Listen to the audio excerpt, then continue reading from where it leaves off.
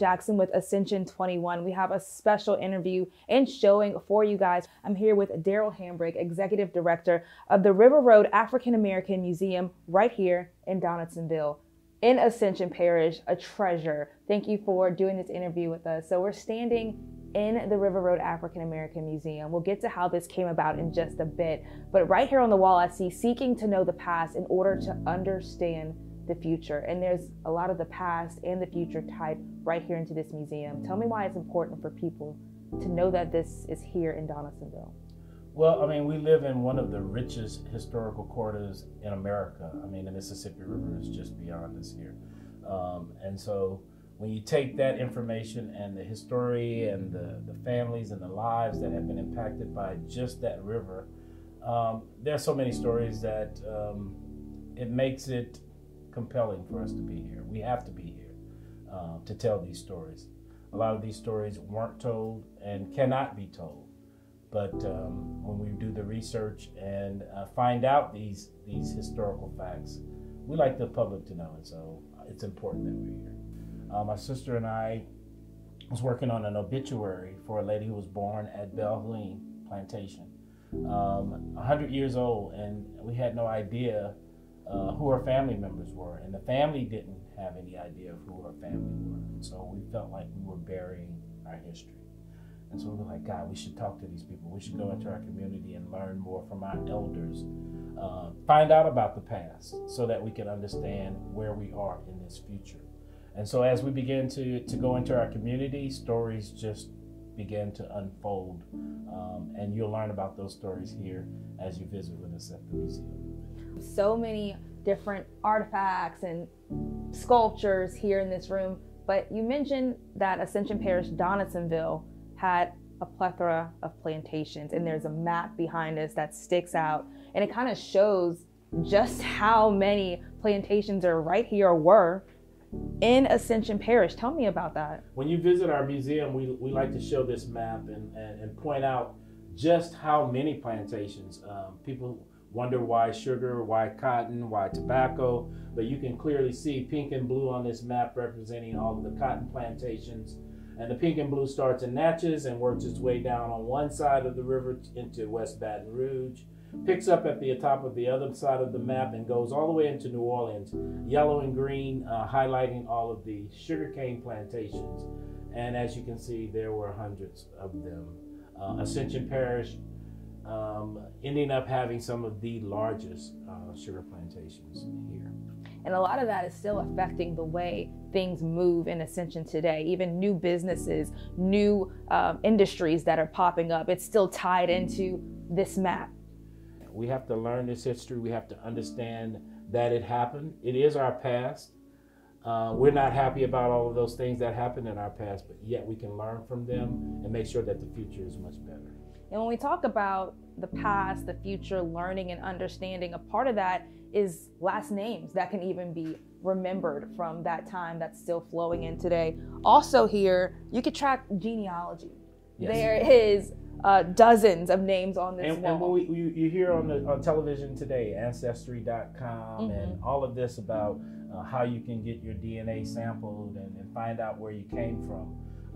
It makes it most difficult in these situations. If you look at some of these lists, when you run into documentation here and you see names with no last name, you see ages by them and numbers, you don't know if that's someone that's related to you or someone that you know, or but we do have first and last names on this list, and I looked at this list and there are names that I recognize of people who live in this parish and in this community.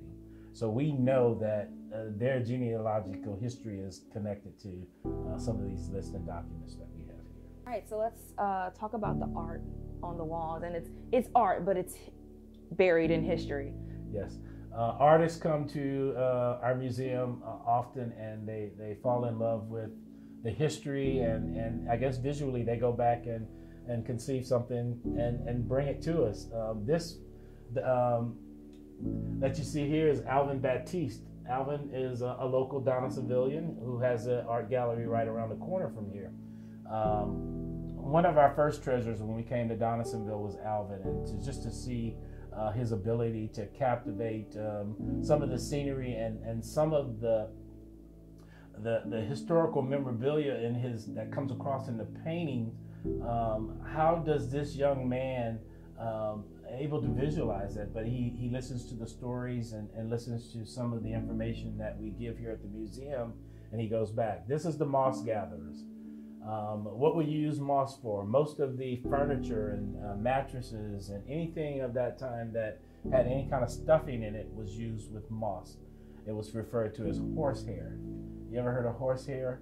A horse doesn't have enough hair to stuff a mattress, so they would take the moss, they would cure it by dipping it in water, hanging it, letting it dry, and then once it dried, it created this fluffy material that would then be pushed and stuffed into mattresses and pillows. Those were fine furnishings then. If you had a moss mattress, you were living royal. Most people didn't have those. You made a pallet, or you made a place on the floor where you slept in most instances. But moss was very important and used during that. So you see in that painting, Alvin captivates the moss gatherers. Did they make money during this? This was probably during sharecropping time. So these people were free and had the ability sometimes to go out and to do things on the side that would gather them money.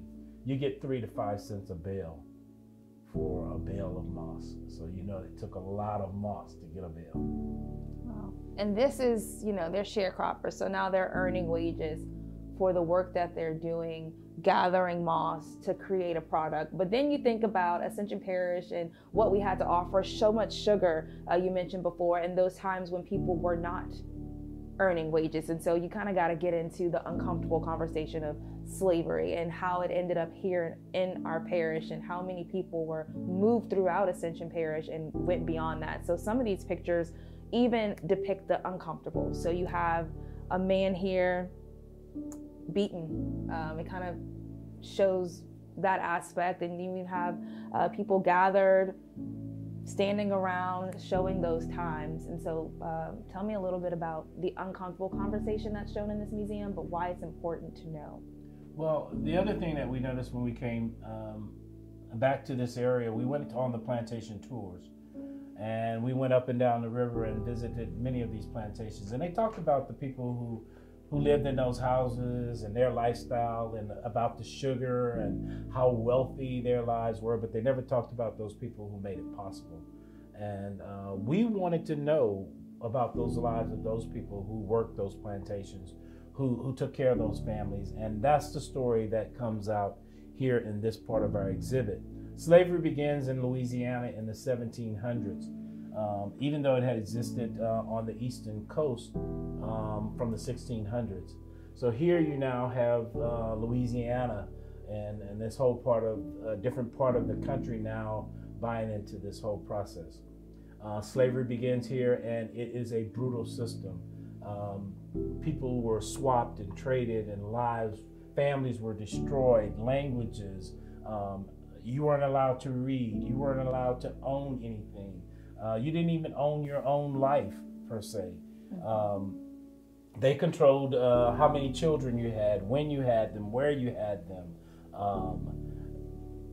And it was brutal to take a human being and put them into a position where they had no control over their lives. And how do we start coming out of that? Because you see the slavery pictures, but then you get into sharecroppers, and then you get into engineers and Reconstruction. As brutal as that story is, and many of the plantations did not want to talk about that. And so that's why they highlighted the stories about the house and the furniture and all of those things, because they did not know how to have this dialogue. Mm-hmm. As time progressed and we get more into this future, the conversation comes up every day. I mean, Black Lives Matter and all of the stuff that we see on the news. I mean, how can we not have these conversations? And so now that our museum has been here, people are coming to have those conversations, and they want to know about why we are the way we are and who we are today in America's society. But if you look at some of the conditions that were placed on our ancestors, some of the harsh conditions, their living, the food that they ate, the types of food that they ate, really put them in a place where it made it hard for them to really pull themselves up. But in the midst of that, there were some accomplishments, and there were some people who said, no, this will not keep us down. We will continue to fight until we get to those places. This past will not be our future. And so they fought for voting rights and for freedom. And we talk about all of those things today. This Martin Luther King, it took this kind of life for people to want to fight for a better life. Who wants to be enslaved? Who wants to be controlled by another person? Nobody. And so freedom was very, very important. And people don't take, I guess we take freedom for granted. The ability to get in your car and to drive to a restaurant and walk into the front door. There were times when you could not go into the front door. You had to go to a side window, or you would not even be allowed in those places at all. But that is a part of the history that we need to understand, that we progressed from these harsh times, from these brutal situations. There was still an ingenuity or a thrive to better yourself. And we knew that we came from Africa, from great kings and queens and various places where there were already civilization, to be placed in a place where you were treated uncivilized. I can talk about Creole, Louisiana, and what Creole means.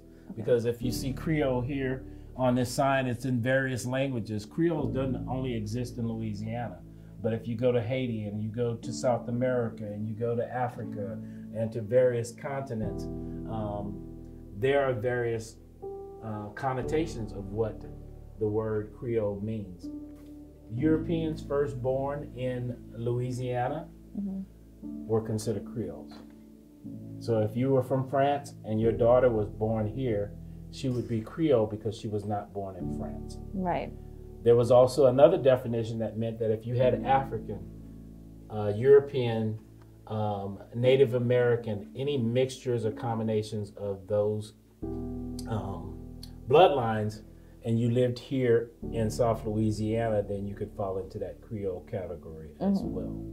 And so, again, you have classes of people and structures and races, and all of these divisions are now being developed in this part of this history.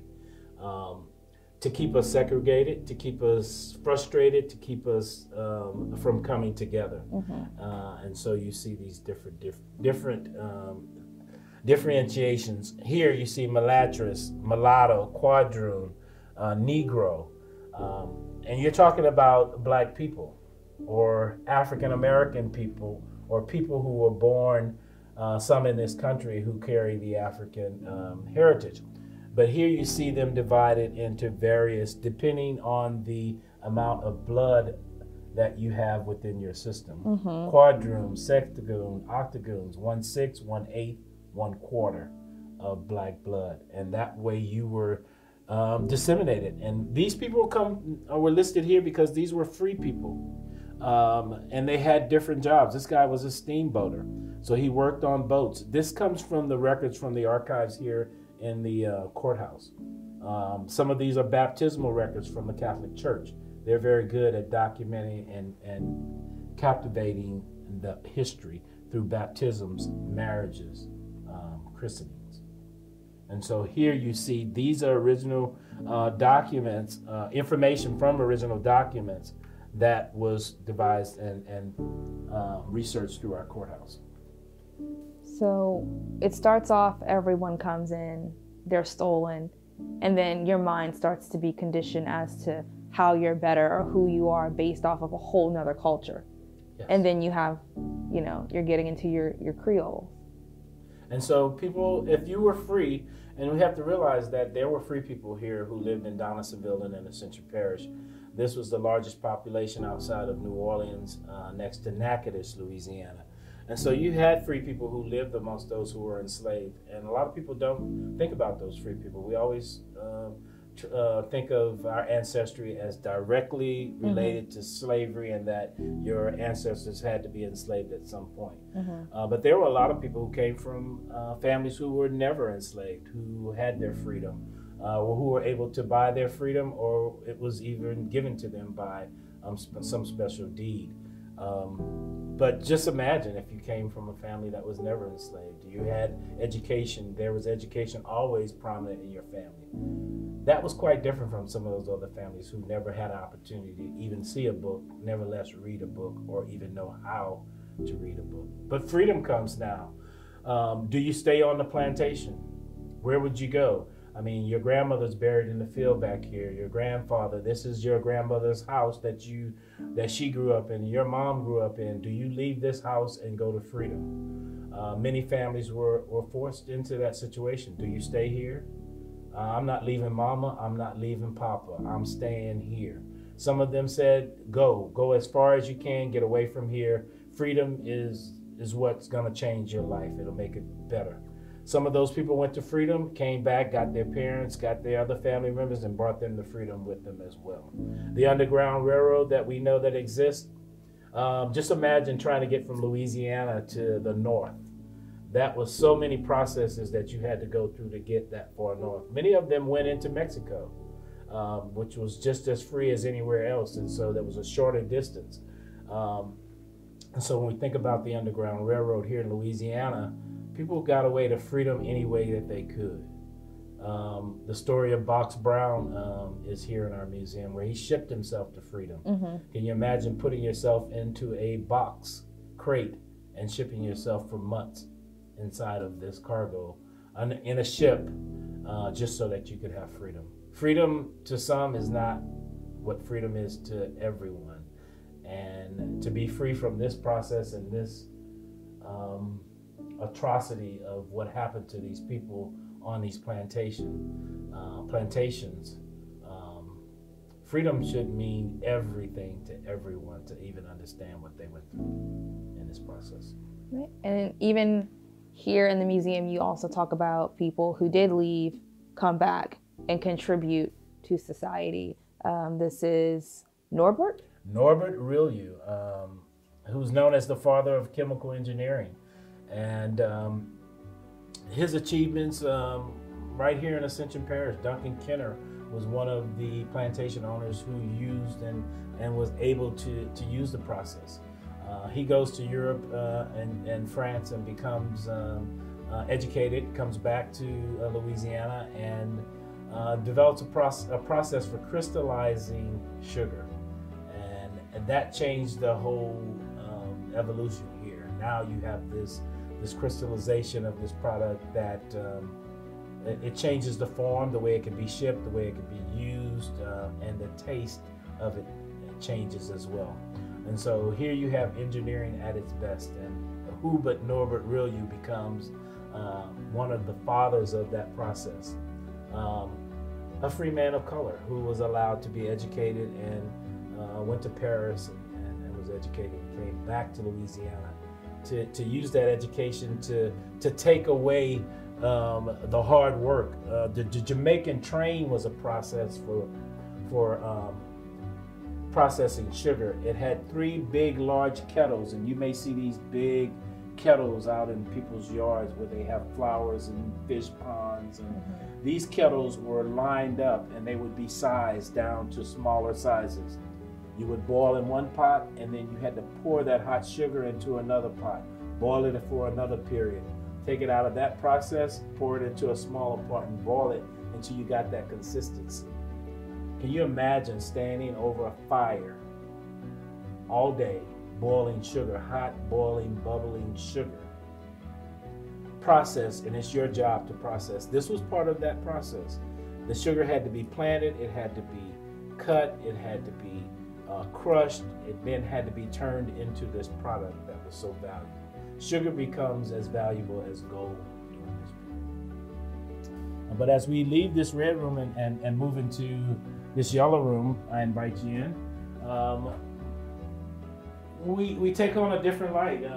Emancipation, 1865 ends the Civil War, and Abraham Lincoln emancipates and says that it's illegal to do this process of slavery. So freedom comes. How many people and how many left those plantations is unknown. Many of them stayed. Many of those families today still live on property that their families lived on during that enslavement. If you go up and down this river and go up and down some of these little streets that connect these communities, these families' names are on the street sign, and their family's heritage is in the soil, because their blood and sweat of their ancestors toiled that field and made it possible for the wealth that was around them, but also made it impossible for them to actually own the land sometimes. Sharecropping becomes a big thing, and many people don't understand that sharecropping was almost the same thing as slavery, because you lived on the land, you worked on the land, you were paid by the people who owned the land, but the money was only good on that land. So you were paid with money that was used at the general store. So you would be tied to paying for something that you would never own. If you had a bad crop this year, guess what? You go to the general store, you need more seed. We're gonna take an acre of your land. You give me 2 more acres next year, and so eventually you ended up with owning nothing again, and working for the person who owned all of the property. Just a different form of slavery. But you're free. But you're free. You're free. Free for what? Can you educate? Can you be educated? Are there schools? Right. Where are the schools for those kids? Even if you wanted an educate, there were none. And so we think about people fighting for all of those things that they saw their counterparts having. They wanted education. They wanted to be able to practice their own religions. They wanted to have access to all of those things that were available to everyone else. 1868 comes along. Civil War is over, and the South is being reconstructed. And in that process, Donaldsonville elects the first African-American mayor in the United States of America. This bus right here is an example of this photograph. Here, busted here, Pierre Landry. Can you imagine being a mayor of a city in the South during that period? He was the mayor for 1 year, and from what I'm told, it was turmoil. Nobody wanted to see him in office, and there were people who were glad that he was in that office. During Reconstruction, not only was Pierre Landry elected, but O.J. Dunn, Lieutenant Governor of Louisiana. P.B.S. Pinchback is then appointed and steps in to replace one of the governors and becomes governor for a short period. And you have all of these other elected officials now in control of our state Senate and our state Congress. Can you imagine the turmoil and the conversation around these elected officials? Can you imagine voting in a box like the one right behind you? Voter tampering, all of those things that we see going on in our history or in our day-to-day lives today, when it comes to elections, going on back then. A lady gave me a list the other day. She says, "You ever seen this list?" And this is a list of questions that you had to answer to vote. Could you tell me how many bowls in a bar of soap? Could you tell me there would be a jar of jelly beans on the counter? Can you tell me how many beans are in this jar? Do you know your age in numerics? And if you could not answer those questions, you weren't allowed to vote. And the voter tampering and voter suppression begins, and there would never be another black governor here in the state of Louisiana. We have elected officials, we have inventors, we have all sorts of things stemming from this process. Education now has become important. Pierre Landry was not only the mayor, but he was also a Methodist minister. So he goes around in Louisiana, opening schools in Baldwin, Louisiana, New Orleans. He becomes a founding member of Dillard University, which was New Orleans University at that time.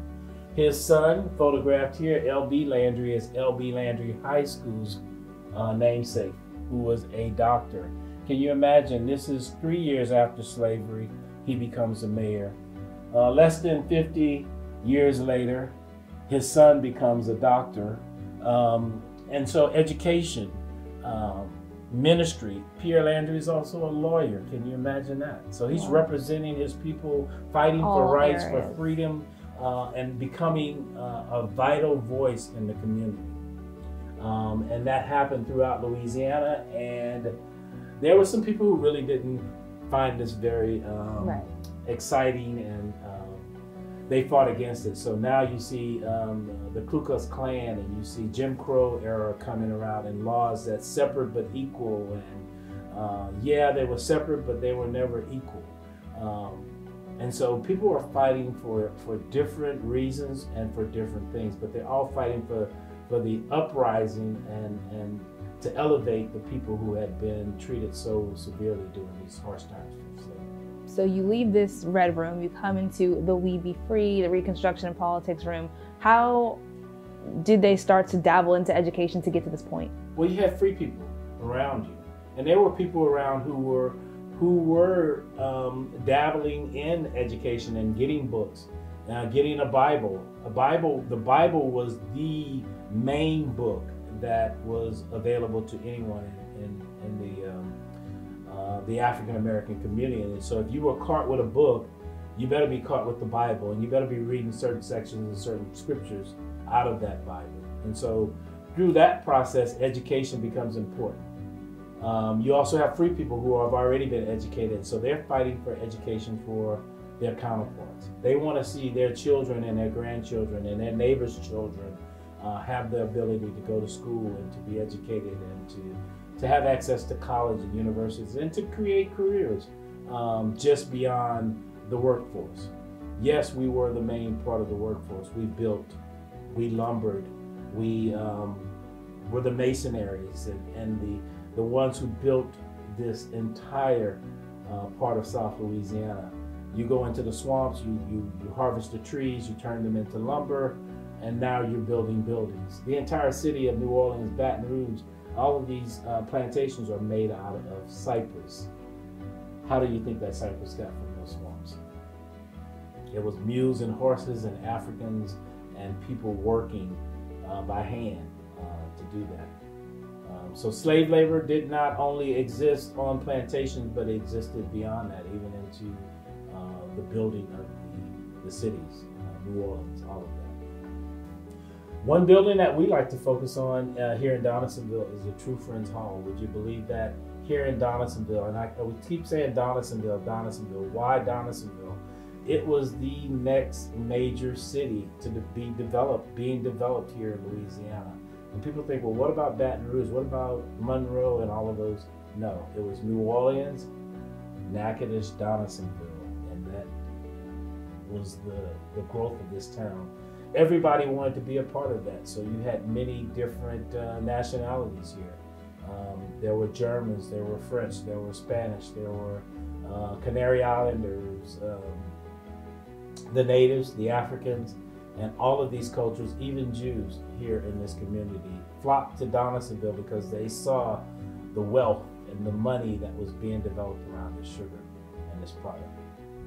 So Donaldsonville is a staple. Yes.